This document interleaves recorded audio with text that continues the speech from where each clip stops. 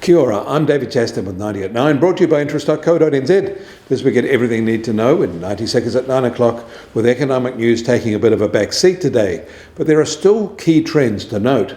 First, in the US, the latest PMI reading for the American manufacturing sector has it out of contraction to its best level in 6 months. The same flash report for October for their services sector recorded a 3-month high. Both were better than anticipated. The latest retail Red Book bricks and mortar survey of stores on a same-store basis records a good expansion last week from a year ago, up 5%, better than inflation by some margin now. A feature of all these indicators is that job growth is holding and that inflation is easing. In China, Bloomberg is reporting that Xi Jinping made his first known visit to China's central bank since he became president a decade ago, underscoring an increased focus on shoring up the Chinese economy in other markets. He went with other senior officials, and he also visited their sovereign wealth fund.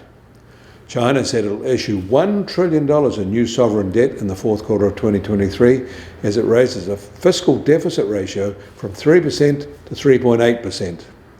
And staying in China, it seems that while demand for infant milk powder is declining with their demographic shifts, milk powders aimed at the middle-aged and elderly are seeing fast rising demand.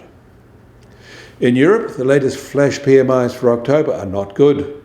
Their economic downturn deepened, with the private sector output declining at its steepest rate in over a decade, excluding the pandemic-affected months. New orders fell at an accelerating rate, pointing to a worsening demand environment for both goods and services. The US Treasury 10-year yield has changed little from this time yesterday, still at 4.84%, and the price of gold will start today at $1,974. That's up $2 from this time yesterday. But oil prices have fallen $2 today to be now just on $83.50 a barrel in the US, while the international Brent price is now just over $87 a barrel.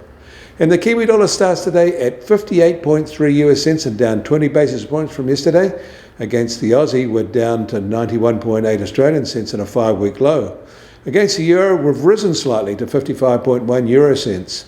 That all means our trade weighted index starts today at just on 68.3 and marginally up from yesterday. Get more news about the New Zealand economy from interest.co.nz. Kia ora, I'm David Chaston, and we'll do this again tomorrow.